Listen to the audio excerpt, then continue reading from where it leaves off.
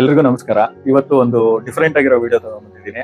ನಮ್ಮ ಕಾಲೇಜಿನ ಸೀನಿಯರ್ ಒಬ್ರು ಪ್ರಸನ್ನ ಕುಮಾರ್ ಅಂತ, ಅವರು ದಾವಣಗೆರೆಯಲ್ಲಿ ಕಾರ್ಪೊರೇಟ್ ಆಗಿದ್ದಾರೆ. ಒಬ್ಬ ಇಂಜಿನಿಯರ್ ಆಗಿ ಪೊಲಿಟಿಕಲ್ ಬ್ಯಾಕ್ ಗ್ರೌಂಡೇ ಇಲ್ದಂಗೆ ಒಂದು ಕಾರ್ಪೊರೇಟ್ ಆಗಿರೋದು. ಸೊ ಅವ್ರದ್ದು ಒಂದು ಜರ್ನಿನ ಎಕ್ಸ್ಪ್ಲೋರ್ ಮಾಡೋಣ. ಅದ್ರ ಜೊತೆ ಒಬ್ರು ಕಾರ್ಪೊರೇಟ್ ಅಂದ್ರೆ ಅವ್ರದ್ದು ಏನ್ ರೋಲ್ಸ್ ಅಂಡ್ ರೆಸ್ಪಾನ್ಸಿಬಿಲಿಟೀಸ್ ಇರುತ್ತೆ, ಇದು ಎಷ್ಟೊಂದು ಜನಕ್ಕೆ ಗೊತ್ತಿರಲ್ಲ ಅನ್ಕೊಂತೀನಿ. ಸೊ ಬನ್ನಿ ಅವ್ರ ಜೊತೆನೆ ಡೈರೆಕ್ಟ್ ಮಾತಾಡಿ ಎಲ್ಲ ತಿಳ್ಕೊಳ್ಳೋಣ. ಲ್ಯಾಪ್ಟಾಪ್, ವೈಫೈ, ಇಂಟರ್ನೆಟ್, ಕೋಡಿಂಗ್ ಅಂತ ಏನಿದೆ ಯೂಟ್ಯೂಬ್ ಚಾನಲ್ ಏನಿಲ್ಲ ಅಂದ್ರೆ ಇನ್ನೊಂದೇನೋ ಒಂದು ಕ್ರಿಯೇಟಿವ್ ಏನಾದ್ರು ಮಾಡಕ್ ಟ್ರೈ ಅಲ್ಲ, ಮಾಡೋಣ. ನನಗೆ ಗೊತ್ತಿದ್ದಂಗೆ ನೀನ್ ಡೈರೆಕ್ಟರ್ ಆಗ್ಬೇಕು, ಚೈತನ್ಯ ಅವ್ರ ಮೀಟ್ ಮಾಡಿಸಿ ಅಂತ ಹೇಳಿದ್ದೆ. ಹೌದು, ಅಂದ್ರೆ ಶಾರ್ಟ್ ಮೂವಿ ಮಾಡೋದು. ಶಾರ್ಟ್ ಮೂವಿ ಇಲ್ಲ, ಇವ್ ಬರಿತಾನೂ ಇದೀನಿ, ಬುಕ್ ಬರ್ದಿದ್ದೀನಿ. ಒಂದು ಅಮೆಝಾನ್ ಅಲ್ಲಿ ಒಂದು ಬುಕ್ ಪಬ್ಲಿಷ್ ಸೋಲ್ಡ್ ಮಾಡಿ. ಔಟಾ ಸೋಲ್ಡ್ ಇನ್? ಅಲ್ಲ, ಅದು ಡಿಜಿಟಲ್ ಕಾಪಿ, ಸೋಲ್ಡ್ ಔಟೇ ಆಗಲ್ಲ. So Kindle edition. ಸೊ ಅಂದ್ರೆ ಬಂದಿದ್ದ ಉದ್ದೇಶ ಏನಿಲ್ಲ ಅಂದ್ರೆ, ಇವಾಗ ನಮಗೆ ಅಂದ್ರೆ ಈಗ ಪೊಲಿಟಿಕಲ್ ಆಗಿ ನೀವೀಗ ಬಿಜೆಪಿ ಇರ್ಬೋದು, ಬಟ್ ಆದ್ರೆ ಬಿಜೆಪಿ ಲೆನ್ಸ್ ಮೂಲಕ ಅಲ್ದಲೆ ಒಬ್ಬ ಕಾರ್ಪೊರೇಟರ್ ಆಗೋಕ್ಕೆ ಏನು ಒಂದು ಜರ್ನಿ, ಏನು ಪೊಲಿಟಿಕ್ಸ್ ಯಾವ ರೀತಿ ಇರುತ್ತೆ, ಒಂದು ನ್ಯೂಟ್ರಲ್ ಗ್ರೌಂಡ್ಸ್ ಅಲ್ಲಿ ಎಕ್ಸ್ಪ್ಲೋರ್ ಮಾಡಕ್ ಪ್ರಯತ್ನ ಪಡೋಣ ಅನ್ನೋದು ಇದು ವಿಡಿಯೋ ಉದ್ದೇಶ. ಸೊ ನೀವು ಕಾಂಗ್ರೆಸ್ ಅಲ್ಲಿ ಇದ್ದಿದ್ರು ಬಂದು ವಿಡಿಯೋ ಮಾಡ್ತಿದ್ವಿ, ಬಿಜೆಪಿ ಇದ್ರು ಮಾಡ್ತಿದ್ವಿ. ಒಟ್ಟಲ್ಲಿ ಸಮ್ಹೌ ಫಾರ್ಚುನೇಟ್ಲಿ ನೀವು ನಮ್ಮ ಸೀನಿಯರ್ ಆಗಿರೋದ್ರಿಂದ ನಾನು ಅದೃಷ್ಟವಂತನ, ನೀನ್ ಅದೃಷ್ಟವಂತನ? ಅಲ್ಲ, ಈಗ ಏನೋ ಅದು ಇಟ್ ಗೋಸ್ ಮ್ಯೂಚುವಲಿ ಅಂತ ಅನ್ಕೋಬಹುದು. ಒಟ್ಟಿನಲ್ಲಿ ನೀವು ನಮ್ಮ ಸೀನಿಯರ್ ಆಗಿರೋದ್ರಲ್ಲ ಒಂದು ಕ್ಲೋಸ್ ಇದರಲ್ಲಿ ಎಲ್ಲ ಈಗ ನಾವ್ ಹೆಂಗೆ ಮೊದಲು ಡಿಸ್ಕಸ್ ಮಾಡ್ತೀವಿ ಎಷ್ಟೊಂದು ಅದೇ ಒಂದು ಕ್ಲೋಸ್ನೆಸ್ ಅಲ್ಲಿ ಕೇಳ್ಬೋದು. ಒಂದು ನಾನ್ ಹೇಳೋದೇನು ಅಂದ್ರೆ, ಯಾವ ಕಾರ್ಪೊರೇಟರ್ ನಾನು ಚೆನ್ನಾಗಿದ್ದೀನಿ ಅಂತ ಹೇಳಲ್ಲ.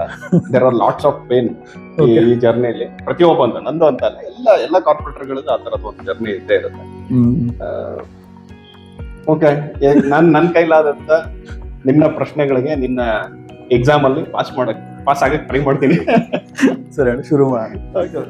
ನಾನ್ ನೋಡಿದಾಗ ನೀವು ನಮ್ಮ ಕಾಲೇಜ್ ದಿವಸದಿಂದನೋ ಎಷ್ಟೊಂದು ಹೋರಾಟಗಳು ಇದನ್ನೆಲ್ಲ ಮಾಡ್ಕೊಂತಾನೆ ಇತ್ತು. ನಾವು ಇವನ್ ನಿಮ್ ಜೊತೆ ಎಲ್ಲ ಇದು ಅಣ್ಣಾಚಾರ್ಯ ಹೋರಾಟ, ಮಳೆಲೆಲ್ಲ ಹೋರಾಟ ಮಾಡಿದ್ದು, ಏನ್ ಪಾದಯಾತ್ರೆ, ಇಲ್ಲಿಂದ ಹರಿಹರಕ್ಕೆ ಹೋಗಿದ್ದು, ಬೈಕ್ ರ್ಯಾಲಿಗಳು.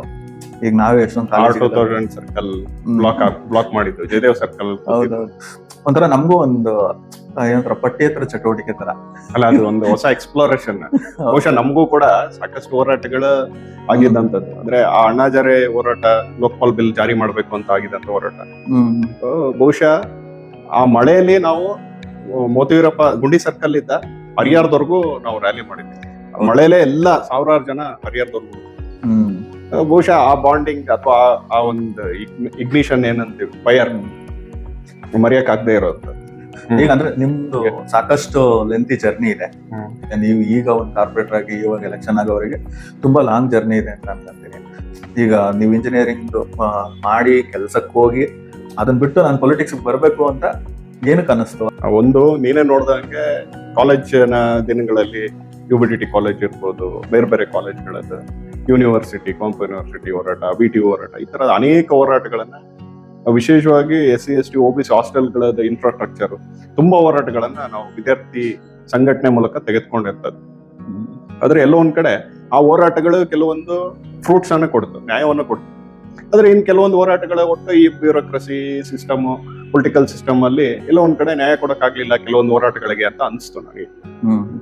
ಅದ್ರ ಮಧ್ಯ ಸ್ಟೂಡೆಂಟ್ ಮೂವ್ಮೆಂಟ್ ಅಲ್ಲಿ ಇದ್ವಿ, ಆರ್ಗನೈಸೇಷನ್ ಅಲ್ಲಿ ಇದ್ವಿ, ಸಾಮಾಜಿಕ ಕಳಕಳಿ ಇಟ್ಕೊಂಡು ಸುಮಾರು ಕೆಲಸಗಳನ್ನ ಮಾಡಿದ್ವಿ.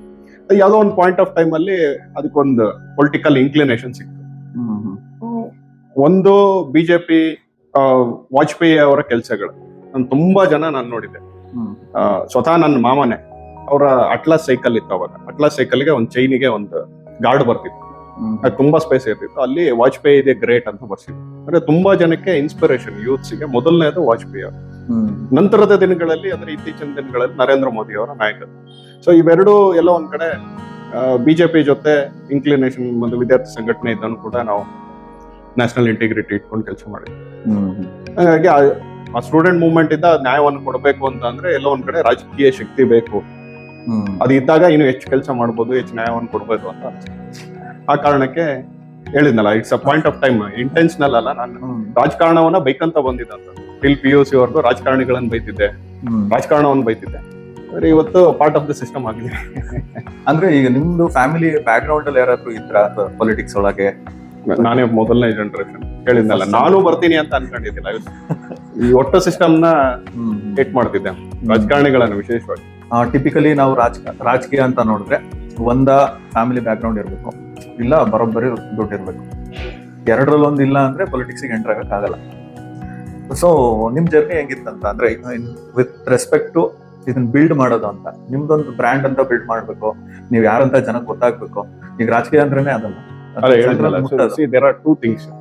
ಒಂದು, ನೀವು ರಾಜಕಾರಣಕ್ಕೆ ಬರ್ಬೇಕು ಅಂತ ಅನ್ಕೊಂಡಾಗ ಅದಕ್ಕೆ ಬೇಕಾದಂತ ವ್ಯವಸ್ಥೆ ಸೃಷ್ಟಿ ಮಾಡುವಂಥದ್ದು. ಅಂದ್ರೆ ನೀವು ಪೋಸ್ಟರ್ ಹಾಕಿಸ್ತೀರಾ, ಬ್ಯಾನರ್ ಕಟ್ತೀರಾ, ಅಥವಾ ಒಂದಿಷ್ಟು ಜನರ ಹತ್ರ ನೀವು ಲೀಡರ್ ಅಂತ ಕರ್ಸ್ಬೇಕು. That is one point. ಅಂದ್ರೆ ನೀವು ರಾಜಕಾರಣಕ್ಕೆ ಬರ್ಬೇಕು ಅಂತ ಅನ್ಕೊಂಡಾಗ ಅದಕ್ಕೆ ಬೇಕಾದಂತ ವ್ಯವಸ್ಥೆಯನ್ನು ಸೃಷ್ಟಿ ಮಾಡೋದು, ಪ್ಲಾಟ್ಫಾರ್ಮ್ ನ ಬಿಲ್ಡ್ ಮಾಡೋದು. ಬಟ್ ನಾನು ಯಾವತ್ತೂ ರಾಜಕಾರಣಕ್ಕೆ ಬರ್ಬೇಕು ಅಂತ ಯೋಚನೆ ಮಾಡಿದ್ದಿಲ್ಲ. ಆಸ್ ಐ ಸೆಡ್, ಒಂದು ವಿದ್ಯಾರ್ಥಿಗಳ ಸಮಸ್ಯೆಗಳಿಗೆ ನ್ಯಾಯ ಕೊಡ್ಬೇಕು ಅಂತ ಹೋರಾಟ ಮಾಡಿದ್ವಿ, ಸಾಮಾಜಿಕ ಕಳಕಳಿ ಇಟ್ಕೊಂಡು ಕೆಲಸ ಮಾಡಿದ್ವಿ. ಎಲ್ಲ ಒಂದ್ ಕಡೆ ಆ ಜನರಿಗೆ ಅನಿಸ್ತು, ಓಕೆ ನಿಮ್ಮಂತವ್ರು ರಾಜಕಾರಣಕ್ಕೆ ಬರ್ಬೇಕು. ಸೊ ನಾನ್ ರಾಜಕಾರಣಕ್ಕೆ ಬಂದೆ ಅನ್ನೋದಕ್ಕಿಂತ ನನ್ನನ್ನು ತಗೊಂಡ್ಬಂದಿದ್ದು ಅಂತ ಇಷ್ಟಪಡುವಂತ ಜನ, ತುಂಬಾ ಜನ, ನಿನ್ನಂತ ಫ್ರೆಂಡ್ಸ್ ತುಂಬಾ ಜನ ಹೇಳಿದ್ರು, ಇಲ್ಲ ನೀನ್ ರಾಜಕಾರಣಕ್ಕೆ ಬರ್ಬೇಕು ಅಂತ.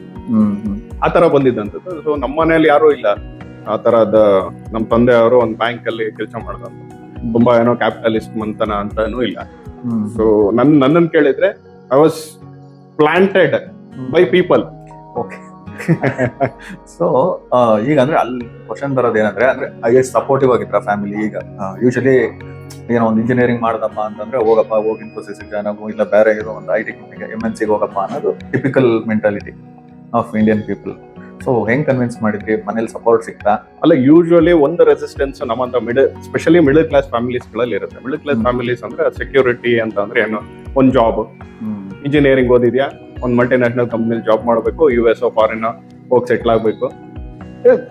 ಟಿಪಿಕಲ್ ಫ್ಯಾಮಿಲಿ ಡಿಮ್ಯಾಂಡ್ಸ್ ಇದ್ದೇ ಇತ್ತು. ನಮ್ಮ ಮನೇಲೂ ಆ ತರದ ಒಂದು ಡಿಮ್ಯಾಂಡ್ ಇದ್ದೇ ಇತ್ತು. ನಾನು ಕೆಲಸ ಬಿಟ್ಟು ಬಂದಾಗ ನಮ್ಮ ಮನೇಲಿ ಬೇಜಾರಾಗಿದ್ರು. ಸೊ ಎಲ್ಲ ಒಂದ್ ಕಡೆ ನಮ್ಮ ತಂದೆ ಅವರು ಹೇಳಿದ್ರು, ನೋಡಪ್ಪ ನಮ್ಮಂತವ್ರಿಗೆಲ್ಲ ರಾಜಕಾರಣ, ನೀನ್ ಹೇಳ್ದಂಗೆ ದುಡ್ಡು ಇರ್ಬೇಕು, ಇಲ್ಲ ಪೊಲಿಟಿಕಲ್ ಬ್ಯಾಕ್ ಗ್ರೌಂಡ್ ಇರ್ಬೇಕು. ಅದ್ರ ಆಚೆ ಕೆಲವೊಂದ್ ಸಾರಿ ಏನಾಗುತ್ತೆ ಅಂದ್ರೆ, ನಮ್ ಡಿಟರ್ಮಿನೇಷನ್ ನಿಯತ್ತಿದ್ದಾಗ, ಅದರಲ್ಲಿ ಒಂದು ಟ್ರುತ್ ಇದ್ದಾಗ, ನಾವು ನಿಜವಾಗ್ಲೂ ಜನಸೇವೆ ಮಾಡ್ಬೇಕು, ಸಮಾಜದ ಬಗ್ಗೆ ಕಳಕಳಿ ಇಟ್ಕೊಂಡು ಕೆಲಸ ಮಾಡ್ಬೇಕು ಅಂತ ಆ ಇಂಟ್ಯೂಷನ್ ಇದ್ದಾಗ ಬಹುಶಃ ಎಲ್ಲದೂ ಸಾಧ್ಯ ಆಗುತ್ತೆ. ನಿನ್ನ ಹತ್ರ ದುಡ್ಡಿಲ್ಲ ಅಂದ್ರೂ, ಪೊಲಿಟಿಕಲ್ ಫ್ಯಾಮಿಲಿ ಇದ್ದ ಬಂದಿಲ್ಲ ಅಂದ್ರೂ, ದ ಕಮಿಟ್ಮೆಂಟ್ ಮತ್ತೆ ಡೆಡಿಕೇಶನ್ ನೀನ್ ಕೆಲಸ ಮಾಡುವಂತ.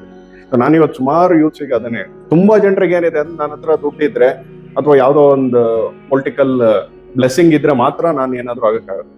ಅದು ಖಂಡಿತ ಅಲ್ಲ. ನೀವು ಜನರ ಸಮಸ್ಯೆಗಳಿಗೆ, ಜನರ ಆಶಯಗಳಿಗೆ ನಿಸ್ವಾರ್ಥತೆಯಿಂದ ಏನೂ ಎಕ್ಸ್ಪೆಕ್ಟೇಷನ್ ಇಲ್ಲದೆ ಕೆಲಸ ಮಾಡಿ, ದಟ್ ವಿಲ್ ಈಲ್ಡ್ ಯು. ಅದು ನಿಮಗೆ ತಗೊಂಡೋಗಿ ನಿಲ್ಸುತ್ತೆ. ಈಗ ಒಂದು ಕಾರ್ಪೊರೇಟರ್ ಅಂದ್ರೆ ಏನು, ನನಗೂ ಪೂರ್ತಿ ಅಂತೂ ಗೊತ್ತಿಲ್ಲ. ಬಟ್ ನಮ್ಮ ಏರಿಯಾಗ ಒಬ್ರು ಕಾರ್ಪೊರೇಟರ್ ಇದಾರಪ್ಪ, ಅವ್ರೇನೋ ಒಂದು ಬೇಸಿಕ್ ಪ್ರಾಬ್ಲಮ್ಸ್ಗೆ ಸೊಲ್ಯೂಷನ್ ಕೊಡ್ತಾರೆ ಅನ್ನೋಷ್ಟು ನಾಲೆಡ್ಜ್ ಬಿಟ್ರೆ ನಮಗೂ ಅಷ್ಟು ಗೊತ್ತಿಲ್ಲ. ಸೊ ಇನ್ನು ಜನರಿಗೆ ತಿಳಿಸ್ಕೊಡ್ಬೇಕಾದ್ರೆ ಒಬ್ಬ ಕಾರ್ಪೊರೇಟರ್ ರೋಲ್ ಏನು? ಯೂಶುವಲಿ ಏನು ಅಂತ ಅಂದ್ರೆ, ತುಂಬಾ ಜನರಿಗೆ ಏನಿದೆ ಅಂದ್ರೆ, ಕಾರ್ಪೊರೇಟರ್ ಅಂದ್ರೆ ಪರಮಾಧಿಕಾರ ಅಥವಾ ಮ್ಯಾಜಿಕ್ ವ್ಯಾಂಡ್ ಇದೆ, ಇವ್ರಿಗೆ ಹೇಳ್ಬಿಟ್ರೆ ಎಲ್ಲ ಕೆಲಸಗಳು ಆಗ್ಬಿಡ್ತವೆ, ಆ ತರನೇ ಇರುತ್ತೆ. ಅದು ತಪ್ಪು ಅಂತ ಇಲ್ಲ. ಆದ್ರೆ ಒಬ್ಬ ಕಾರ್ಪೊರೇಟರ್ ಲೆವೆಲ್ ಏನು ಅಂತ ಅಂದ್ರೆ, ಇಟ್ ಈಸ್ ಲೈಕ್ ಲೆವೆಲ್ 2 ಅನ್ಬೋದು. ಲೆವೆಲ್ 1 ಪಬ್ಲಿಕ್, ಸಾಮಾನ್ಯ ಜನ. ಲೆವೆಲ್ 2 ನಾವೇ. Level 3 comes MLA MP. So ಇವ್ರಿಬ್ರು ಮಧ್ಯ ಇರ್ತೀವಿ ನಾವು. You are like sandwich. ಜನ ನಮ್ಮ ಹತ್ರ MLA ಹೇಳ್ಬೇಕಾದಂತ ಸಮಸ್ಯೆ, MLA ಕೈಯಿಂದ ಪರಿಹಾರ ಆಗ್ಬೇಕಾದಂತ ಸಮಸ್ಯೆಗಳನ್ನು ತಗೊಂಡ್ಬರ್ತಾರೆ.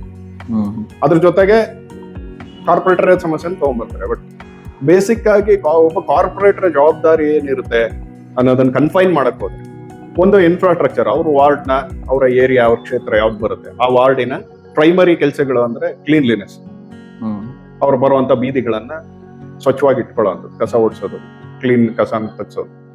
ಎರಡನೇದು ಪ್ರೈಮರಿ ವಾಟರ್, ನೀರನ್ನ ಫೆಸಿಲಿಟೇಟ್ ಮಾಡೋದು ಪ್ರತಿ ಮನೆಗೆ. ಮೂರನೇದು ಎಲೆಕ್ಟ್ರಿಸಿಟಿ, ಬೀದಿ ದೀಪ. ಎಲೆಕ್ಟ್ರಿಸಿಟಿ ಅಂದ್ರೆ ದೇರ್ ಆರ್ 2 ಡಿಫ್ರೆಂಟ್ ಥಿಂಗ್ಸ್. ತುಂಬಾ ಜನ ನನಗೆ ನಮ್ಮ ಮನೆಗೆ ಕರೆಂಟ್ ಹೋಗ್ಬಿಟ್ಟಿದೆ ಅಂತ ಫೋನ್ ಮಾಡಿರೋದು ಇದೆ. ಅಂದ್ರೆ ಪೀಪಲ್ ಡೋಂಟ್ ನೋ ಅದು ಬೆಸ್ಕಾಮಿಗೆ ಬರುತ್ತೆ, ಕಾರ್ಪೊರೇಷನ್ ಜಾಬ್ ಅಲ್ಲ, ಅದು KB ಅವ್ರಿಗೆ ಫೋನ್ ಮಾಡೋದು. ಪೀಪಲ್ ವಿಲ್ ಕಾಲ್ ಅಸ್, ನಾವು ಅವಾಗ ಅದು ಬೇರೆ. ಸೊ ಬೀದಿ ದೀಪ, ರೋಡ್ಗಳಲ್ಲಿ ಪ್ರಾಪರ್ ಇಲ್ಯುಮಿನೇಷನ್ ಇರೋದು. ನಾಲ್ಕನೇದು ಇನ್ಫ್ರಾಸ್ಟ್ರಕ್ಚರ್, ಅಲ್ಲಿ ಏನ್ ಚರಂಡಿ ಆಗ್ಬೇಕು, ರೋಡ್ ಆಗ್ಬೇಕು, ಪೇವರ್ ಆಗ್ಬೇಕು, ಇದು 4ನೇ ಪ್ರಿಯಾರಿಟಿ. ಅಂದ್ರೆ ಪ್ರೈಮರಿ ಆಗಿ ಈ 3 ಕೆಲಸಗಳನ್ನ ಒಬ್ಬ ಕಾರ್ಪೊರೇಟರ್. ಸೊ ಇದಕ್ಕೆ ರಿಸ್ಟ್ರಿಕ್ಷನ್ಸ್ ಇರುತ್ತೆ. ಫೈನಾನ್ಷಿಯಲ್ ಫಂಡ್ಸ್ ಎಷ್ಟು ಬಂದಿದೆ ಅದ್ರ ಮೇಲೆ ರಸ್ತೆಗಳ ಅಭಿವೃದ್ಧಿ, ಫುಟ್ಪಾತ್, ಪಾರ್ಕ್ಗಳ ಅಭಿವೃದ್ಧಿ, ಇದಕ್ಕೆಲ್ಲ ಫೈನಾನ್ಷಿಯಲ್ ಲಿಮಿಟೇಷನ್ಸ್ ಇರುತ್ತೆ. ಅದ್ ಏನ್ ಬಂದಿದೆ ಅನ್ನೋದನ್ನ ನೋಡ್ಕೊಂಡು ಇಷ್ಟು ಕೆಲಸ ಇರುತ್ತೆ. ಇನ್ನ ಕಾರ್ಪೊರೇಷನ್ ನಲ್ಲಿ ಸಿಗುವಂತ ಸರ್ವಿಸಸ್ ನ ಜನರಿಗೆ ತಲುಪಿಸುವಂತ, ಉದಾಹರಣೆಗೆ ಖಾತೆ ಬದಲಾವಣೆ ಇರ್ಬೋದು, ಟ್ಯಾಕ್ಸ್ ಕಟ್ಟೋದು ಇರ್ಬೋದು, ಬರ್ತ್ ಅಂಡ್ ಡೆತ್ ಸರ್ಟಿಫಿಕೇಟ್ಗಳ, ಬಿಲ್ಡಿಂಗ್ ಲೈಸೆನ್ಸ್. ನೀವು ಒಂದು ಸೈಟ್ ಇದೆ ಅದನ್ನ ಬಿಲ್ಡಿಂಗ್ ಕಟ್ತೀರಾ ಅಂದ್ರೆ ಬಿಲ್ಡಿಂಗ್ ಲೈಸೆನ್ಸ್. ಸೊ ಇದ್ರ ಆಚೆ ತುಂಬಾ ಸರಿ ಕೆಲವೊಂದು ರಾಜ್ಯ ಸರ್ಕಾರದ ಯೋಜನೆಗಳನ್ನ ಕಾರ್ಪೊರೇಷನ್ ಥ್ರೂ ಇಂಪ್ಲಿಮೆಂಟ್ ಮಾಡೋದಿರುತ್ತೆ, ಕೇಂದ್ರ ಸರ್ಕಾರದ್ದು ಇರುತ್ತೆ. ಉದಾಹರಣೆಗೆ ಬೀದಿ ಬದಿ ವ್ಯಾಪಾರಿಗಳದ್ದು ಇರುತ್ತೆ, ಸ್ವಸಹಾಯ ಸಂಘಗಳಿಗೆ ಎಂಪ್ಲಾಯ್ಮೆಂಟ್ ಕ್ರಿಯೇಟ್ ಮಾಡೋದಿರುತ್ತೆ, ನಿರುದ್ಯೋಗಿ ಯುವಕರಿಗೆ. ಸೊ ಈ ತರದ ಸ್ಕೀಮ್ಸ್ ಗಳನ್ನ ಕೆಲವೊಂದ್ಸರಿ ಕಾರ್ಪೊರೇಷನ್ ಇಂಪ್ಲಿಮೆಂಟ್ ಮಾಡುತ್ತೆ. ಈ ತರದ ಸ್ಕೀಮ್ಸ್ ಗಳ ಫಲಾನುಭವಿಗಳನ್ನ ಆಯ್ಕೆ ಮಾಡೋದು. ಸೊ ಒಟ್ಟಾರೆ ಇಷ್ಟು ಒಬ್ಬ ಕಾರ್ಪೊರೇಟರ್ ವ್ಯಾಪ್ತಿಯಲ್ಲಿ ಬರುವಂತ ಕೆಲಸಗಳು ಮತ್ತೆ ಮಾಡ್ಬೋದಾದಂತ. ಇವಾಗ ಅಂದ್ರೆ ಈಗ ಗೌರ್ಮೆಂಟ್ ಜಾಬ್ ಇದ್ರದ್ದು ಕೆಲವು ಕೆಲಸಗಳು ಹೇಳಿದ್ರಲ್ಲ, ಬಿಲ್ಡಿಂಗ್ ಲೈಸೆನ್ಸ್ ಮತ್ತೆ ಇದ್ರದ್ದೆಲ್ಲ, ಅಂದ್ರೆ ಯೂಶಲಿ ಅದಕ್ಕೊಂದು ಸಕಾಲ ಅಂತ ಅಂದ್ಬಿಟ್ಟೆಲ್ಲ ಇದಿದೆ ಅಲ್ವಾ? ಅಂದ್ರೆ ನೀವು ಮಾಹಿತಿ ಫೆಸಿಲಿಟೇಟರ್ ಆಗಿ ವರ್ಕ್ ಮಾಡೋದ ಜನರ ಜೊತೆಗೆ? ಅಂದ್ರೆ ಈಗ ಎಷ್ಟೊಂದ್ ಜನಕ್ಕೆ ಏನ್ ಮಾಡ್ಬೇಕು ಅನ್ನೋದೇ ಗೊತ್ತಿರೋದಿಲ್ಲ, ಅದಕ್ಕೆ ಇಂತಿಂತದ್ ಮಾಡ್ಬೇಕು ಅಂತ ಫೆಸಿಲಿಟೇಟ್ ಮಾಡೋದ? ಯಾವ ಯೂಶುವಲಿ ಏನಾಗುತ್ತೆ ಅಂತ ಅಂದ್ರೆ ಕೆಲವೊಂದ್ ಸಾರಿ ನೀರು, ಲೈಟು, ಕ್ಲೀನ್ಲಿನೆಸ್ ಈ ತರದಕ್ಕೆ ನೇರವಾಗಿ ಫೋನ್ಗಳು ಬರ್ತವೆ. ಈಗ ಖಾತೆ ಬದಲಾವಣೆ, ಬಿಲ್ಡಿಂಗ್ ಲೈಸೆನ್ಸ್ ಈ ತರದ ಮಹಾನಗರ ಪಾಲಿಕೆ ವ್ಯಾಪ್ತಿಯ ಆಗ್ಬೇಕಾದಂತ ಕೆಲಸಗಳೇನಿರ್ತವೆ ಅದನ್ನ ಕೆಲವೊಂದ್ಸರಿ ಸಾರ್ವಜನಿಕರೇ ನೇರವಾಗಿ ಅರ್ಜಿ ಸಲ್ಲಿಸಿರ್ತಾರೆ, ಮಾಡ್ಕೊಂಡ್ ಬರೋದು. ಇನ್ನು ಕೆಲವೊಂದ್ಸರಿ ಏನಾಗುತ್ತೆ ಅಂದ್ರೆ ಅವ್ರಿಗೆ ಅಲ್ಲಿ ಡಿಲೇ ಆಗುತ್ತೆ ಬೇರೆ ಬೇರೆ ಕಾರಣಕ್ಕೆ. ನಾನು ಅದನ್ನ ಏನ್ ಎಕ್ಸ್ಪ್ಲೈನ್ ಮಾಡ್ಬೇಕು ಅಂತ ಇಲ್ಲ. ಸೊ ಅವಾಗ ಯೂಶುವಲಿ ಏನಾಗುತ್ತೆ ಅಂದ್ರೆ ಈ ಸಿಸ್ಟಮ್ ಅಲ್ಲಿ ಅವ್ರನ್ನ ತುಂಬಾ ಓಡಾಡಿಸ್ತಾರೆ, ನಾವು ಓಡಾಡಕ್ ಆಗಲ್ಲ, ಅಥವಾ ಯಾರಾದ್ರೂ ಹೇಳಿದ್ರೆ ಬೇಗ ಆಗುತ್ತೆ ಅನ್ನುವಂತ ಕಾರಣಕ್ಕೆ ಸ್ವಾಭಾವಿಕವಾಗಿ ನಮ್ ಜೊತೆ ಬರ್ತಾರೆ. ಅರ್ಜಿ ಹಾಕಿದೀವಿ ಹೇಳಿ, ಸ್ವಲ್ಪ ನನ್ಗೆ ಓಡಾಡಕ್ ಆಗಲ್ಲ, ಅದ್ ಸರಿ ಓಡಾಡಿಸ್ತಾರೆ. ಈ ತರ ಹೇಳ್ಬೇಕು ಅಂತ ಅಂದ್ರೆ ಯಾವ ಸಾರ್ವಜನಿಕರು ಕೂಡ ಅವ್ನ ಅರ್ಜಿ ಹಾಕಿದ್ರೆ ನಮ್ಮ ವ್ಯವಸ್ಥೆ ಅಂದ್ರೆ ನಾನ್ ಹೇಳೋದು ನಮ್ ಸಿಸ್ಟಮ್ ಇಟ್ ಟು ಡೆಲಿವರ್ ಅವ್ನ ಮನೆ ಬಾಗ್ಲಿಗೆ ಅವನ ಅರ್ಜಿಯನ್ನ ವಿಲೇವಾರಿ ಮಾಡಿ ಕಳ್ಸಿಕೊಡ್ಬೇಕು. ಆ ತರದ ಒಂದು ಸಿಸ್ಟಮ್ ಎಸ್ಟಾಬ್ಲಿಷ್ ಆಗ್ಬೇಕು. ಅಂದ್ರೆ ನಮ್ದು ಇನ್ನೂ ಆ ಫೇಸ್ ಬಂದಿಲ್ಲ. ಸೊ ಹಂಗಾಗಿ ಅನಿವಾರ್ಯವಾಗಿ ನಮ್ಮ ಹತ್ರ ಬರ್ತಾರೆ. ಅವಾಗ ಒಂದಿಷ್ಟು ಹೇಳಿ ಅಡ್ಡಾಡಿ ಅದನ್ನ ಬೇಗ ಮಾಡಿಸ್ಕೊಡುವಂತ ಕೆಲಸ. ಮತ್ತೆ ಗೊತ್ತಿಲ್ಲದೆ ಇದ್ರೆ ಅರ್ಜಿಗೆ ಏನೇನ್ ಡಾಕ್ಯುಮೆಂಟ್ ಹಾಕ್ಬೇಕು ಅಲ್ಲಿಂದ ಶುರು ಆಗುತ್ತೆ. ನಮ್ಗೆ ಕೆಲವೊಂದ್ಸರಿ ಅರ್ಜಿಗಳನ್ನ ಬರೆಯೋದು ಇರುತ್ತೆ, ಅರ್ಜಿ ತುಂಬಕ್ ಬರಲ್ಲ ನೀವೇ ತುಂಬಿಡಿ ಅನ್ನೋದು ಇರುತ್ತೆ. ಸೊ ತಪ್ಪಲ್ಲ ಅದು, ಆ ಜನರ ನಮ್ಮ ಮೇಲೆ ಇಟ್ಟಿರುವಂತ ವಿಶ್ವಾಸ. ಮತ್ತೆ ಅವ್ರಿಗೆ ನಾವು ನಮಗೆ ವೋಟ್ ಹಾಕಿದ್ದಾರೆ, ನಮ್ಗೆ ಗೆಲ್ಸಿದ್ದಾರೆ ಅಂತ ವಿ ಶುಡ್ ಸರ್ವ್ ಅಂತ ನನ್ನ. ಇವಾಗ ನಿಮಗೆ ಆಸ್ ಎ ಕಾರ್ಪೊರೇಟ್ ನಿಮಗೆ ಒಂದು ಸ್ಯಾಲ್ರಿ ಅಥವಾ ಗೌರವಧನ ಅಂತ ಒಂದು ಸರ್ಕಾರದಿಂದ ಬರ್ಬೇಕು. ಈಗ ಅದು ಎಷ್ಟು ಬರುತ್ತೆ ಏನು? ನನಗೆ ಈ ಕ್ವಶನ್ ಒಂಥರ ಬಹಳ ಖುಷಿ ಕೊಡುವಂಥದ್ದು. ಯಾಕಂದ್ರೆ ನನ್ನ ಫ್ರೆಂಡ್ ಒಬ್ರು ಫೋನ್ ಮಾಡಿದ್ರು, ಟಾಟಾ ಎಲೆಕ್ಸಿಲೋ ಎಲ್ಲೋ ವರ್ಕ್ ಮಾಡ್ತಾರೆ, ದಾವಣಗೆರೆ. ಫೋನ್ ಮಾಡ್ಬಿಟ್ಟು ನಿಮಗೆ ಗೌರವಧನ ಎಷ್ಟು ಬರುತ್ತೋ ಅಂತ ಕೇಳಿ. ಸರಿ, ನಾನು 6,000 ಬರುತ್ತೆ ಅಂತ ಹೇಳಿ. ಅಯ್ಯೋ 6,000 ನಾನು ಕೆಲ್ಸ ಬಿಟ್ಟು ಬಂದು ಎಲೆಕ್ಷನ್ ನಿಂತ್ಕೊಳ್ಳೋಣ, ಒಂದ್ 50-60 ಇರುತ್ತೆ ಅಂತ ಅನ್ಕೊಂಡಿದ್ದೆ. ಅಂದ್ರೆ ಯೂಶುವಲಿ ಇದನ್ನ ಈ ತರ ಅಂದ್ರೆ ಹೊರಗಡೆ ಇದ್ದ ನೋಡೋರಿಗೆ ಏನಿರುತ್ತೆ ಅಂದ್ರೆ it's like they are getting ample money, ಲಕ್ಷಾಂತರ ರೂಪಾಯಿ ಬಂದ್ಬಿಡುತ್ತೆ ಅವ್ರಿಗೇನೋ. ಸರ್ಕಾರ ಫಿಕ್ಸ್ ಮಾಡುವಂತದ್ದು ಅದಕ್ಕೆ ಗೌರವಧನ ಅಂತಾನೆ ಕರೆಯೋದು. 6,000 ರೂಪಾಯಿ ಬರುತ್ತೆ. ಇಟ್ಸ್ ಸ್ಮಾಲ್ ಅಮೌಂಟ್, ಅದರಿಂದ ಏನೂ ಆಗೋದಿಲ್ಲ. ಇವತ್ತು ನಮ್ದು 6,000 ರೂಪಾಯಿ ಅಂತ ಅಂದ್ರೆ ಪ್ರತಿದಿನಕ್ಕೆ 200 ರೂಪಾಯಿ ಆಯ್ತು. 200 ರೂಪಾಯಿ ಬಹುಶಃ ನಮ್ದು ಇಡೀ ದಿನದ ಪೆಟ್ರೋಲ್ ಎಕ್ಸ್ಪೆನ್ಸಸ್ 200 ರೂಪಾಯಿಕಿಂತ ಜಾಸ್ತಿ ಆಗಿರುತ್ತೆ. ಕಾರ್ ಇದ್ರೆ ಒಂದು 500 ರೂಪಾಯಿ ತನಕ ಡೀಸೆಲ್ ಎಕ್ಸ್ಪೆನ್ಸಸ್ ಬರುತ್ತೆ. ಸೊ ಯಾವ ಕಾರ್ಪೊರೇಟರಿಗೂ ಆ ಗೌರವಧನದಿಂದಾನೇ ಇಡೀ ಅವ್ರ ತಿಂಗಳು ಮ್ಯಾನೇಜ್ ಆಗುತ್ತೆ ಅನ್ನೋ ತರದಿಲ್ಲ. ಇಟ್ಸ್ ಆನರರಿ ಅಮೌಂಟ್, ಸರ್ಕಾರ ಕೊಡುತ್ತೆ. ಬಟ್ ಅದ್ರ ಆಚೆ ನಮ್ಮ ವ್ಯವಹಾರ, ನಮ್ಮ ಬಿಸ್ನೆಸ್ ಏನ್ ಇರುತ್ತೆ ಆ ದುಡಿಮೆನ ಇಲ್ಲಿ ತಂದು ಹಾಕ್ಬೇಕು. ಅಲ್ಲ, ಇದು ಒಂಥರ ಅದ್ರ ಟೆಕ್ನಿಕಲ್ ಆಗಿ ನೋಡಿದ್ರೆ ಈಗ ನೀವು ದುಡ್ದು ತಗೊಂಡ್ಬಂದು ಇಲ್ಲಿ ಸೇವೆ ಮಾಡ್ದಂಗೆ ಆಗ್ತದೆ ಅಲ್ವಾ? ಅಂದ್ರೆ ಈಗ ನೀವು ನಿಮ್ ಬಿಸ್ನೆಸ್ ಮಾಡೋದಕ್ಕೂ ಎಫರ್ಟ್ ಹಾಕಿ, ಅಥವಾ ನಿಮ್ದು ಏನ್ ಪ್ಯಾರಲಲ್ ಇನ್ಕಮ್ ಏನ್ ತೆಗಿಬೇಕೋ ಅದ್ರ ಮೇಲೂ ಎಫರ್ಟ್ ಹಾಕ್ಬೇಕು. ವಾಪಸ್ಸು ಇಲ್ಲಿ ಆಸ್ ಎ ಕಾರ್ಪೊರೇಟರ್ ಕೂಡ ರೋಲ್ ಅನ್ನು ನಿಭಾಯಿಸ್ಬೇಕು. ಅಲ್ಲ, ಅದು ಸ್ವಯಂಕೃತ ಅಪರಾಧ ಅಲ್ಲ, ನೀನ್ ಆಯ್ಕೆ ಮಾಡ್ಕೊಂಡಿರೋದು. ಎರಡು, ಒಂದು it is not only matter of money. ಅದನ್ನ ನಾವು ಬ್ಯಾಲೆನ್ಸ್ ಶೀಟ್ ಇಟ್ಕೊಂಡು ಆಡಿಟರ್ ತರ ಬ್ಯಾಲೆನ್ಸ್ ಮಾಡಕ್ಕಾಗಲ್ಲ. ಒಂದು ಸಂತೃಪ್ತಿ ಇರುತ್ತಲ್ಲ, ನಾವು ಜನರ ಸೇವೆ ಮಾಡಿದ್ವಿ, ಪಬ್ಲಿಕ್ ಸಮಸ್ಯೆನ ಅಡ್ರೆಸ್ ಮಾಡಿದೀವಿ, ಮತ್ತೆ ಜನನು ನಿಮ್ಗೆ ಒಂದ್ ಸಣ್ಣ ಗೌರವ ಸಿಗುತ್ತೆ. ಕಾರ್ಪೊರೇಟರ್ ಅಂತ ಅಂದ್ರೆ ಇಟ್ಸ್ ಲೈಕ್ ಅವ್ರು ಓನ್ ಮಾಡ್ಕೊಳ್ತಾರೆ ನಿಮ್ಮನ್ನ. ಜನ ಕೆಲಸ ಮಾಡ್ಕೊಟ್ಟಿದ್ದೀರಾ ಅಂತ ಅಂದ್ರೆ ಅವರು ಇಲ್ಲಪ್ಪ ಅದನ್ನ ನೆನ್ಪು ಮಾಡ್ತಾರೆ. ಇಲ್ಲ ಈ ತರ ಅಂದ್ರೆ ಒಂಥರ ಸ್ಯಾಟಿಸ್ಫ್ಯಾಕ್ಷನ್, ನಿಜವಾದ ಜನಪರ ಕಾಳಜಿ ಇಟ್ಕೊಂಡು ನಾನ್ ಸೇವೆ ಮಾಡ್ಬೇಕು ಅಂತ ಬಂದಿರುವಂತ ವ್ಯಕ್ತಿಗೆ ಅಂತ ಖುಷಿ ಕೊಡುತ್ತೆ. ಸೊ ಇನ್ನ ದುಡ್ಡು ಮಾಡ್ಬೇಕು ಅಂತ ಬಂದಿರೋರ್ ಬಗ್ಗೆ ನಾನು ಮಾತಾಡಕ್ ಹೋಗೋದಿಲ್ಲ. I don't want to comment. ತುಂಬಾ ಜನ ದುಡ್ಡು ಮಾಡಕ್ಕೆ ಬರ್ತಾರೆ ಅಂತಾನೂ ಇಲ್ಲ. ಸಾಕಷ್ಟು ಜನರಿಗೆ ಏನಿರುತ್ತೆ ಅಂದ್ರೆ ರಾಜಕಾರಣಿ ಅಂತ ಅಂದ್ರೆ ಅಥವಾ ರಾಜಕಾರಣದಲ್ಲಿ ಇದ್ದಾನೆ ಅಂತ ಅಂದ್ರೆ ದುಡ್ಡು ಮಾಡಕ್ ಬಂದಿದ್ದಾನೆ ಅನ್ನೋ ತರದ್ದೇ ಸ್ವಾಭಾವಿಕವಾದಂತ ಆಲೋಚನೆ ಇರುತ್ತೆ. ನಮ್ಮನ್ನ ನೋಡೋದೇ ಹಂಗ್ ನೋಡ್ತಾರೆ. ಸೊ ನಾವು ಇವತ್ತೊಂದು ಕಾರ್ ಚೇಂಜ್ ಮಾಡಿದ್ರು ಅಥವಾ ನಾನು ಯಾವ್ದೋ ಲೋನ್ ಮಾಡಿ ಮನೆ ಕಟ್ಟಿದ್ರು, ಪೀಪಲ್ ಥಿಂಕ್ ದಟ್ ಓ ಕಾರ್ಪೊರೇಟರ್ ಆದ ಕಟ್ಟಿದ ಅಂತಾನೆ ಹೇಳ್ತಾರೆ. ಆದ್ರೆ ತುಂಬಾ ಏನೋ ಬರುತ್ತೆ ಅಂತ ಇಲ್ಲ. It's fact. ಅಂದ್ರೆ ಯೂಶಲಿ ಈಗ ಒಂದ್ ಆಪೋಸಿಟ್ ಪಾರ್ಟಿ ಅಂತಂದ್ರೆ ಅವ್ರು ಏನಾದ್ರು ಮಾಡ್ಲಿ ಬೈಬೇಕು ಅನ್ನೋದೇ ನಾವು ನೋಡೋದು. ಈಗ ಅವ್ರ ಬಜೆಟ್ ಅಲ್ಲಿ ಏನಾದ್ರು ಮಾಡ್ಲಿ ಅದು ಸರಿ ಇಲ್ಲ ಅಂತಾನೆ ಹೇಳೋದು. ಕಾಂಗ್ರೆಸ್ ಮಾಡಿದ್ರು, ಬಿಜೆಪಿ ಮಾಡಿದ್ರು ವಾಪಸ್ ಕಾಂಗ್ರೆಸ್ ಬೈಯುತ್ತೆ. ಇದೊಂಥರ ಜನರಲ್ ರುಟೀನ್. ಅಲ್ಲ ಅವ್ರು ಎಂತ ಒಳ್ಳೇದ್ ಮಾಡಿದ್ರು ಅದನ್ನೇ ಮಾಡೋದು. ಅಲ್ಲ ಈಗ ಓಟ್ ಹಾಕ್ಸ್ಕೋಬೇಕು ಅಂತ ಜನರಿಗೆ ನನಗೆ ಓಟ್ ಹಾಕ್ಬೇಕು ಅಂತ ಅಂದ್ರೆ ನನ್ನ ವಿರೋಧಿಯನ್ನ ಬೈಬೇಕು. ಇಟ್ಸ್ ಅ ಕಾಮನ್ ಥಿಂಗ್ ಅದು. ಓಕೆ. ಸೊ ಇವಾಗ ನಿಮಗೇನಾದ್ರು ಈಗ ಈಗಿರೋ ಕಾಂಗ್ರೆಸ್ ಸರ್ಕಾರನ ಹೊಗಳದೊಂದು 5 ಪಾಯಿಂಟ್ಸ್ ಏನಾರು ಇದಾವ ಅಂತ? ಬಹಳ ಕಷ್ಟದ ಪ್ರಶ್ನೆ ಇದೆ. ನಾನು ಪಾರ್ಟಿಯಿಂದ ಹೊರಗೆ ಹಾಕ್ತೀನಿ, ಕಾಂಗ್ರೆಸ್ ನ ಹೊಗಳಿದೀನಿ ಅಂತ. ಅದನ್ನ ಮಾತ್ರ ಕಟ್ ಮಾಡಿ ಹಾಕ್ಬಿಡ್ಬೋದಲ್ಲ ಅಂತ. ಯಾವ್ದನ್ನ? ಅಲ್ಲ, ಒಂದು ಇದರ್ದವೇ ನಾನು ಇನ್ನೊಂದು ಮೀಡಿಯಾಗೂ ಹೇಳ್ತೇನೆ. ಇವತ್ತೇನ್ ಗ್ಯಾರಂಟಿ ಯೋಜನೆ ಇದೆ ಅದರಲ್ಲಿ ಎಲೆಕ್ಟ್ರಿಸಿಟಿಯನ್ನು 200 ಯೂನಿಟ್ ಫ್ರೀ ಕೊಡ್ತಿದ್ದಾರೆ.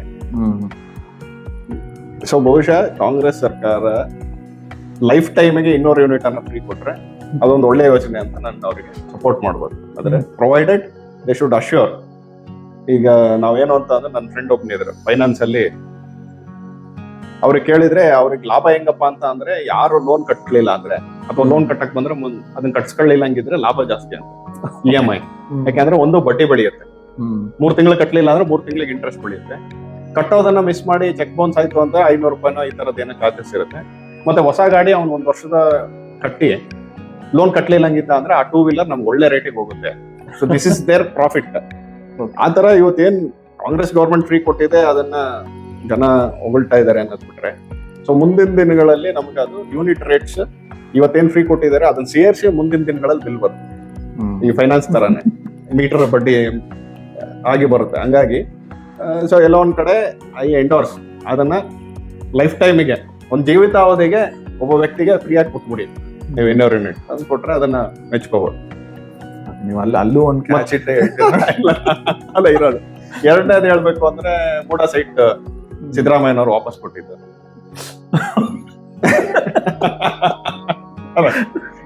ಸರಿ, ಶುಡ್ ಅಪ್ರಿಶಿಯೇಟ್ ಅಲ್ವಾ, ವಾಪಸ್ ಕೊಟ್ಟಿದ್ದಾರೆ. ಅದೇ ನೀವು ಯಾವ್ದೇ ಸಿಚುವೇಶನ್ ವಾಪಸ್ ನಿನ್ನೆ ಟರ್ನ್ ಮಾಡ್ಕೊಂತೀರ. ದಟ್ಸ್ ಏನಂತಾರೆ Trump card of a politician ಅಂತಾನೆ. ಹಂಗೇನಿಲ್ಲ. 5 ಪ್ರಶ್ನೆ ಕೇಳಿ 2 ನನಗೆ ಅನ್ಸಿರೋದು ಹೇಳಿದೀನಿ. ಸೊ ಇನ್ 3ನೇದು ಎಲ್ಲೋ ಒಂದ್ ಕಡೆ ಬಸ್ ಅಲ್ಲಿ ಏನು ಮಹಿಳೆಯರಿಗೆ ಫ್ರೀ ಮಾಡಿದ್ದಾರೆ. ಬಹುಶಃ ಬೆಂಗಳೂರಿನ ಗಾರ್ಮೆಂಟ್ಸ್ ಅಲ್ಲಿ ಕೆಲಸ ಮಾಡುವಂತ ತುಂಬಾ ಜನ ಮಹಿಳೆಯರಿಗೆ, ಫ್ಯಾಕ್ಟ್ರಿಗಳಲ್ಲಿ ಕೆಲಸ ಮಾಡುವಂತ ಮಹಿಳೆಯರಿಗೆ ಅದು ಅನುಕೂಲ ಆಗಿದೆ ಅಂತ ಅನ್ಕೊಂಡೆ. 8,000-10,000 ರೂಪಾಯಿ ದುಡಿತಾ ಇದ್ರೆ ಅದರಲ್ಲಿ ಅವ್ರಿಗೆ ಒಂದು 2,000-3,000 ರೂಪಾಯಿ ಅವರಿಗೆ ಬಸ್ ಫೇರಿಗೆ ಹೋಗ್ತಿತ್ತು ಅನ್ಸುತ್ತೆ. ಬಹುಶಃ ಆ ಸೆಗ್ಮೆಂಟಿಗೆ ಆ ಇದ್ರಲ್ಲಿ ಒಂಚೂರು ಲಾಭ ಆಗಿದೆ ಅಂತ ಹೇಳಿ. ಬಟ್ ಪ್ರೊವೈಡೆಡ್ ನೀವು ಅದನ್ನ ಮುಂದಿನ ದಿನಗಳಲ್ಲಿ ಅದ್ರ ಬಸ್ ರೇಟ್ ಅನ್ನ ಜಾಸ್ತಿ ಮಾಡಿದ್ರೆ, ಈ ಲಾಸ್ ಅನ್ನ ಬಸ್ ಚಾರ್ಜ್ ಮಾಡಿ ನಮ್ಮಲ್ಲಿ ಹಾಕಿದ್ರೆ, so one are the other ಅಂತ ಅವ್ರ ಯಜಮಾನ್ರ ಪಾಕೆಟ್ ಇಂದ ಇವ್ರಿಗೆ ಫ್ರೀ ಕೊಟ್ಟಂಗಾಗಿ 3 ಹೇಳಿದ್ರಿ. ಈಗ ಈ ಇಂಟರ್ವ್ಯೂ ಮುಗಿಯೋದ್ರೊಳಗಡೆ ಯಾವುದೇ ರಾಜಕೀಯದಾಗಲಿ ಇವನ್ ಲಾಸ್ಟ್ ಇಯರ್ ಸರ್ಕಾರ ಇದ್ದಾಗ ಎಷ್ಟು 40% ಅಂತಂದು ಇದು ಮಾಡಿದ್ರು. ಈಗ 50% ನಡೀತಾ ಇದೆ ಅಂತ ಬಿಜೆಪಿ ಕಾಂಗ್ರೆಸ್ ಮೇಲೆ ಆರೋಪ ಮಾಡ್ತಾ ಇದೆ. ಒಂಥರ ಈ ಆರೋಪಗಳು ಏನೇ ಇದ್ರು ಆದ್ರೆ ಕರಪ್ಷನ್ ಅನ್ನೋದಂತೂ ಮೊದ್ಲಿಂದಾನು ಇದೆ. ಈವನ್ ಅದೇ ಅವಾಗ ನಾವು ಸ್ಟಾರ್ಟಿಂಗ್ ಡಿಸ್ಕಸ್ ಮಾಡ್ದಂಗೆ ಲೋಕಪಾಲ್ ಬಿಲ್ ಕೂಡ one of A bill against corruption. ಈಗ ಅದನ್ನ ನೀವು ಈಗ ಆಸ್ ಎ ಇನ್ಸೈಡರ್, ಈಗ ನಾವು ಹೊರಗಡೆಯಿಂದನೂ ನಮಗೂ ಗೊತ್ತೇ ನಡೀತಾ ಇದೆ ಅಂತ ಈಗ ಇನ್ಎವಿಟಬಲಿ ನಾವು ಕೆಲವೊಂದ್ ಕಡೆ ಕೊಡ್ಲೇಬೇಕಾಗುತ್ತೆ. ಯಾಕಂದ್ರೆ ನಮಗೆ 10 ಸತಿ ಅಲ್ದಾಡಕ್ ಆಗೋದಿಲ್ಲ. ಏನೋ ಒಂದ್ 50-100 ರೂಪಾಯಿ ಕೇಳ್ಬಿಟ್ರೆ ಕೊಟ್ಬಿಟ್ಟು ಮುಗಿಸ್ಕೊಂಡ್ ಬರ್ಬೇಕಾಗುತ್ತೆ. ಈ ತರದೊಂದು ಪರಿಸ್ಥಿತಿ ಅಂತೂ ಎಸ್ಟಾಬ್ಲಿಷ್ ಆಗ್ಬಿಟ್ಟಿದೆ. ನಿಮ್ ಎಕ್ಸ್ಪೀರಿಯನ್ಸ್ ಏನದು, ಅದ್ರ ಮೇಲೆ ನಿಮ್ಮ ಟೇಕ್ ಏನು ಅಂತ? ಅಲ್ಲ, ಒಂದು ನೋಡಿ, ಜನರ ಸ್ವಾಭಾವಿಕವಾದಂತ ಮನಸ್ಥಿತಿ ಬದಲಾಗ್ಬೇಕು. ಈಗ ಉದಾಹರಣೆಗೆ ನೀನೇ ಹೇಳ್ತೀನಿ, ನನಗೆ ಕಾಯಕ್ಕಾಗಲ್ಲ, ಓಡಾಡಕ್ಕಾಗಲ್ಲ, ನಾನು ಏನೋ ಕೊಟ್ಟು ಮಾಡ್ಸ್ಕೊಂಡ್ ಬರ್ತೀನಿ ಅನ್ನೋಂತ ಮನಸ್ಥಿತಿಗೆ ಜನ ಬಂದಿದ್ದಾರೆ ಅಂತ. ಸೊ ಎಲ್ಲೋ ಒಂದ್ ಕಡೆ the fault lies with us. ಇವತ್ತು ನಾವು ಕರಪ್ಷನ್ ಇರಾಡಿಕೇಟ್ ಆಗ್ಬೇಕು, ಕರಪ್ಷನ್ ಹೋಗ್ಬೇಕು ಅಂತ ನಾವು ಬಯಸ್ತೀವಿ. ಆದ್ರೆ ಎಲ್ಲೋ ಒಂದ್ ಕಡೆ ನಾವು ಪ್ರಶ್ನೆ ಮಾಡ್ಕೋಬೇಕು, ಆ ಕರಪ್ಷನ್ ಅನ್ನ ತಂದಿರುವಂತ ಸಿಸ್ಟಮ್ಗೆ ನೀರ್ ಯಾರು ಬೆಳೆಸ್ತಿರೋರು ಯಾರು? ನಾನ್ ಕೊಟ್ಟಾಗ ತಾನೇ ಅದು ಅವನು ಅಧಿಕಾರಿ ದುಡ್ಡು ಕೊಟ್ರೆ ಕೆಲಸ ಲೇಟ್ ಮಾಡಿದ್ರೆ ದುಡ್ಡು ಕೊಡ್ತಾರೆ ಅಂತ ಆ ಮೈಂಡ್ ಸೆಟ್ ಅನ್ನ ಸೆಟ್ ಮಾಡಿರುವಂತದ್ದು ನಾವು. ಎಲ್ಲೋ ಒಂದ್ ಕಡೆ ನಾವು ಎಲೆಕ್ಟ್ ಮಾಡಿರುವಂತ ಜನಪ್ರತಿನಿಧಿ ಹತ್ರ ಹೋಗ್ಬೇಕು. ನನಗೆ ಈ ಕೆಲಸ ನಾನು ಅರ್ಜಿ ಹಾಕಿದೀನಿ, ನನಗೆ ಲಂಚ ಕೇಳ್ತಿದ್ದಾರೆ, ಮಾಡ್ಕೊಡ್ರಿ. ಒಂದನೇದು. ಎರಡನೇದು, ನೀವು ಪ್ರಶ್ನೆ ಮಾಡೋದನ್ನ ಕಲಿಬೇಕು. ಯಾವುದೇ ಅಧಿಕಾರಿ ಲಂಚವನ್ನ ಕೇಳಿದಾಗ ನೀವು ಸರಿ ಇದ್ದಾಗ, ನಾನು ಹೇಳೋದೇ ಅದನ್ನೇ ತುಂಬಾ ಜನರಿಗೆ ಹೇಳಿದ್ದೆ, ಯು ಆಸ್ಕ್, ಯಾಕೆ ನಾನು ಡಿಲೇ ಮಾಡ್ತಿದ್ದೀರಿ, ರೈಟಿಂಗ್ ಅಲ್ಲಿ ಕೊಡಿ ಅಥವಾ ನನಗೆ ಮಾಡ್ಕೊಡಿ ಅಂತೇಳಿ ಯು ಶುಡ್ ಕ್ವಶನ್. ನಾವು ಚುನಾವಣೆಯಲ್ಲಿ ವೋಟ್ ಮಾಡುವಂತ ಸಂದರ್ಭದಲ್ಲಿ ನಾವು ಕರಪ್ಟ್ ಆಗಿ ವೋಟ್ ಮಾಡಿದೀವ? ನಾನು ವೋಟ್ ಮಾಡುವಾಗ whether I was influenced by money, caste ಅಥವಾ ಬೇರೆ ಬೇರೆ ಕಾರಣಕ್ಕೆ ಸೆವರಲ್ ರೀಸನ್ಸ್ ಇಟ್ಕೊಂಡು ನಾನು ವೋಟ್ ಮಾಡಿದೀನಿ. ಹಂಗ್ ಮಾಡಿದ್ರೆ ಕರಪ್ಷನ್ ನಮ್ಮಿಂದ ಶುರು ಆಗಿದೆ ಅಲ್ವಾ? ಹೌದು. ಅಂದ್ರೆ ಇದನ್ನ ನೀವ್ ಹೇಳೋ point is taken, but practically ಒಂದೊಂದು ಸಿಚುವೇಶನ್ ಅಲ್ಲಿ ಅಪ್ಲೈ ಮಾಡಕ್ಕಾಗಲ್ಲ. ಜಸ್ಟ್ ಬಿಕಾಸ್ ಏನಕ್ಕಪ್ಪ ಅಂದ್ರೆ, ಈಗ ಫಾರ್ ಎಕ್ಸಾಂಪಲ್ ನಾನು ಈಗ 5 ಕಿಲೋಮೀಟರ್ ಹೋಗ್ತೀನಿ ಬರ್ತೀನಿ ಅಂದ್ರೆ ನನ್ನ ಪೆಟ್ರೋಲ್ 100 ರೂಪಾಯಿ ಹೊಟ್ಟೋಗುತ್ತೆ. ಅದನ್ನೊಂದು 3 ಸತಿ ಮಾಡಿಸಿದ್ರೆ ಅದ್ರ ಬದಲು 100 ರೂಪಾಯಿ ಕೊಟ್ಬಿಡೋಣಪ್ಪ, ಹಾಳಾಗಿ ಹೋಗ್ಲಿ ಅನ್ನೋ ಒಂದು ಮೈಂಡ್ ಸೆಟ್ಗೆ ತಂದು ಇಟ್ಬಿಟ್ಟಿದ್ದಾರೆ ಅಂತ. ಅಂದ್ರೆ ಪ್ರಾಕ್ಟಿಕಲ್ ವಯಬಿಲಿಟಿ ಕೂಡ ಆಸ್ ಎ ಕಾಮನ್ ಸಿಟಿಸನ್ ಹೇಳಕ್ ಟ್ರೈ ಮಾಡೋದು. ಬಟ್ ಏನಿವೆ ನೀವು ಹೇಳಿದ್ರಿ ಅವಾಗಲೇ, ಅಲ್ಲ, ನೀವು ಅವರೇ ತಂದ್ಕೊಡೋ ಸಿಸ್ಟಮ್ ಆಗ್ಬೇಕು ಅನ್ನೋದು. ಅಲ್ಲ, ಅದು ಸಾಧ್ಯ ಇದೆ. That can be delivered. ಈಗ ನನ್ನ ಒಟ್ಟು 5 ವರ್ಷದ ಅನುಭವದಲ್ಲಿ ನನಗೆ ಆ ಎಕ್ಸ್ಪೀರಿಯನ್ಸ್ ಆಗಿದೆ. When you are behind that, ಯಾವುದೇ ಒಬ್ಬ ಅಧಿಕಾರಿ ಹತ್ರ ಜನರ ಸಮಸ್ಯೆಗಳನ್ನ ಯಾವುದೇ ಅಪೇಕ್ಷೆ ಇಲ್ಲದೆ ನೀವು ರೆಪ್ರೆಸೆಂಟ್ ಮಾಡಿದಾಗ, ಆ ಅಧಿಕಾರಿ ನಿಮ್ಮ ಮಾತನ್ನು ಕೇಳ್ತಾನೆ, ನಿಮಗೆ ಬೆಲೆ ಕೊಡ್ತಾನೆ, ಅವನಿಗೆ ಭಯನೂ ಇರುತ್ತೆ. ತುಂಬಾ ಸಾರಿ ಏನ್ ಮಾಡ್ತೀವಿ ಅಂದ್ರೆ, ಒಬ್ಬ ಜನಪ್ರತಿನಿಧಿ ಜನರ ಸಮಸ್ಯೆನ ರೆಪ್ರೆಸೆಂಟ್ ಯಾವಾಗ ಮಾಡ್ತಾರೆ, ಮತ್ತೆ ಜನನೂ ಅವನ ಹತ್ರ ಹೋಗ್ತಾರೆ, ನೋಡಪ್ಪ ನಾನು ಓಟ್ ಹಾಕಿದ್ದೀನಿ ನಿನಗೆ, ನನ್ ಕೆಲಸ ಮಾಡ್ಕೊಡಿ, ಇಲ್ಲಿ ಲಂಚ ಕೇಳ್ತಿದ್ದಾರೆ ಅಂತ ಹೇಳ್ಬೇಕು. ಈ ಕಾಮಗಾರಿಗಳ ಲೆವೆಲ್ ಕರಪ್ಷನ್ ಅದೇ 30% 40% ಹಿಂಗೆಲ್ಲ ಹೇಳ್ತಾರೆ, ಆರೋಪಗಳಿದೆಯಲ್ಲ. ಈಗ ಬಿಜೆಪಿ ಅವರು ಕಾಂಗ್ರೆಸ್ ಮೇಲೆ ಆರೋಪ, ಕಾಂಗ್ರೆಸ್ ಅವರು ಬಿಜೆಪಿ ಮೇಲೆ ಆರೋಪ. ಬಟ್ ಆದ್ರೆ ಅದು ಎವಿಡೆಂಟ್ ಆಗಂತೂ ಎಷ್ಟೊಂದು ಗೊತ್ತಾಗುತ್ತೆ. ಈಗ ಮಾಡಿರೋ ರೋಡು 2 ವರ್ಷಕ್ಕೆಲ್ಲ ಕಿತ್ತೋಗುತ್ತೆ ಎಷ್ಟೊಂದ್ ಕಡೆ. ಈಗ ಸೊ ಅದಕ್ಕೆಲ್ಲ ಸೊಲ್ಯೂಷನ್ ಏನಂತ ಒಂಥರ ಟೆಕ್ನಿಕಲಿ ಜನರ ದುಡ್ಡನ್ನ ಹೋಲ್ ಮಾಡ್ದಂಗೆ ಲೆಕ್ಕ ಅಲ್ಲ ಅದು. ಓಕೆ, ಸೊ ಎಲ್ಲೋ ಒಂದ್ ಕಡೆ ಕರಪ್ಷನ್, ಇವತ್ತು ನಾನು ಕರಪ್ಷನ್ 0 ಆಗ್ಬಿಟ್ಟಿದೆ, I am not going to say that. ತುಂಬಾ ಚೆನ್ನಾಗಿರುವಂತ ಕಾಮಗಾರಿಗಳು ನಮ್ ಕಣ್ಣು ಮುಂದೆ ಸಿಗ್ತವೆ, ತುಂಬಾ ಕೆಟ್ಟದಾಗಿ ಕಳಪೆ ಆಗಿರುವಂತ ಕಾಮಗಾರಿಗಳು ಸಿಗ್ತವೆ. ಸೊ ಎಲ್ಲೋ ಒಂದ್ ಕಡೆ ನಾನ್ ಮತ್ತೆ the fault lies with the system, ಅದನ್ನ ಮಾನಿಟರ್ ಮಾಡ್ಬೇಕಾದಂತ engineer as per estimate, as per tender document ಕಾಮಗಾರಿ ಏನ್ ಮಾಡ್ತಿದಾರ, ಅದನ್ನ ಮಾಡುವಂತ ಫೇಸ್ ಅಲ್ಲೇ ಮಾನಿಟರಿಂಗ್ ಮಾಡ್ಬೇಕು. ಅದನ್ನ ಸರಿಯಾದ ಕೆಲಸವನ್ನು ತೆಗೆದುಕೊಂಡಿಲ್ಲ ಅಂದ್ರೆ ಅದನ್ನ ಆಡಿಟ್ ಮಾಡ್ಬೇಕು. ಆಡಿಟ್ ಮಾಡೋರು ಯಾರು, ಅಥವಾ ಅದನ್ನ ಇನ್ಸ್ಪೆಕ್ಟ್ ಮಾಡೋರು ಯಾರು, ಥರ್ಡ್ ಪಾರ್ಟಿ ಸರ್ಟಿಫಿಕೇಶನ್ ಮಾಡೋರು, ಮತ್ತು ಇನ್ನೊಬ್ಬ ಅಧಿಕಾರಿ ಇರ್ತಾರೆ. ಸೊ ಎಲ್ಲ ಒಂದ್ ಕಡೆ ಆ ಇಡೀ ಸಿಸ್ಟಮ್ ನಮಗೆ ಇವತ್ತು ಸಪೋರ್ಟ್ ಅಂದ್ರೆ ಒಂಥರದ ಅಂಡರ್ಸ್ಟ್ಯಾಂಡಿಂಗ್ ಬಂದಿದೆ. ಸೊ ಎಲ್ಲಾ ಅಧಿಕಾರಿಗಳು ಅಂತ ಹೇಳ್ತಾ ಇಲ್ಲ, ತುಂಬಾ ನಿಯತ್ತೆಲ್ಲ ಕೆಲಸ ಮಾಡುವಂತ ಅಧಿಕಾರಿಗಳು ನಮ್ಮ ಮುಂದೆ ಇದ್ದಾರೆ. ಯಾವುದೇ ಅಪೇಕ್ಷೆ ಇಲ್ಲದೆ ಅವರ ಸ್ಯಾಲ್ರಿಯನ್ನ ಖರ್ಚು ಮಾಡ್ಕೊಂಡು ಇವತ್ತು ಕೆಲಸಗಳನ್ನ ಮಾಡಿಸುವಂತ ಅಧಿಕಾರಿಗಳು ನಮ್ ಕಣ್ ಮುಂದೆ ಇದ್ದಾರೆ. ಇಟ್ಸ್ ನಾಟ್ ಲೈಕ್ ಎಲ್ಲಾ ಅಧಿಕಾರಿಗಳು ಅಂತ. ಆದ್ರೆ ಅದನ್ನ ನಾವು ಪ್ರಶ್ನೆ ಮಾಡಿದೀವ?